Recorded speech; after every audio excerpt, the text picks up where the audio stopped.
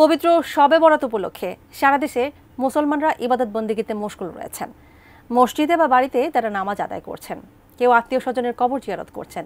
এই বিষয়ে বিস্তারিত জানতে বায়তুল মোকাররম থেকে আমাদের সাথে সংযুক্ত হচ্ছেন আমাদের সহকর্মী মাহাদি সিকান্দার। মাহাদি সিকান্দার, যেমনটি বলছিলাম, সারা দেশে মুসলমানরা কিন্তু ইবাদত বন্দেগীতে মশগুল রয়েছেন।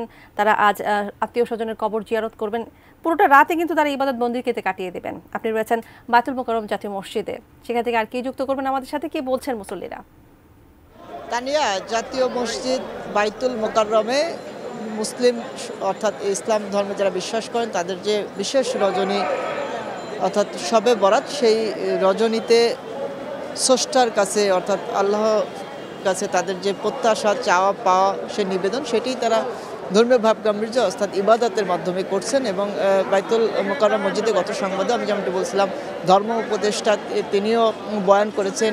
ঈশার নামাজের পর এখনও বয়ান চলছে। অন্যান্য যারা আছেন তারা ধর্মীয় ভাব গাম্ভীর্য, তাৎপর্য শবে বরাতে সেসব বিষয়ে কথা বলছেন। এবং একই সাথে এখানে যারা বিভিন্ন প্রান্ত থেকে, শুধু বায়তুল মোকাররম মসজিদে যেহেতু এটি জাতীয় মসজিদ, এখানে ইবাদত বন্দেগী করার জন্য বিশেষ রাতের আল্লাহর নৈকট্য লাভের জন্য কিন্তু ঢাকা সহ ঢাকার আশেপাশে বিভিন্ন প্রান্ত থেকে কিন্তু মানুষ সমবেত হয়েছেন এবং তারা এখানে নফল যে ইবাদতগুলো আছে সেই ইবাদতগুলো পালন করছেন। এবং এখানে যারা আছেন তারা, আমি সাধারণ যারা মুসল্লি আছেন তাদের সাথে কথা বলছি, তারা যেমনটি বলছিলেন যে এই বিশেষ রজনী অর্থাৎ শাবান মাসের 14 এবং 15 তারিখের মধ্যবর্তী যে রাত, এই রাতের তাৎপর্য অর্থাৎ স্রষ্টার কাছে চাইলে সেই প্রত্যাশা পূরণ হয়। একই সাথে স্রষ্টা ক্ষমাসুলভ দৃষ্টিতে তার বান্দাদের প্রতি যে নেক দৃষ্টিতে তাকিয়ে তাদের অপরাধ মার্জনা করেন, সেই কারণেই তারা কান্নাকাটি করছেন, ইবাদত বন্দেগী করছেন। আল্লাহর কাছে তাদের যে প্রত্যাশা, তাদের যে চাওয়া, পাপ মুক্তির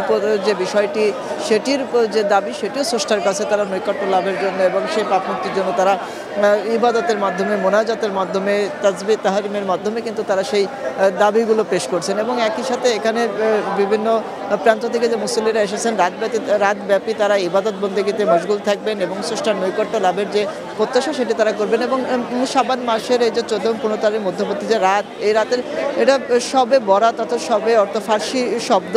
শবে অর্থ হলো যে জ্ঞান, ভাগ্য, এবং বরাত অর্থ ভাগ্য, এবং শবে অর্থ সব অর্থ রাত, অর্থাৎ ভাগ্য নির্ধারণের যে রজনী রাত, সেই জায়গাকে কেন্দ্র করে আবার এটিকে লাইলাতুল বরাতও বলা হয় আরবিতে।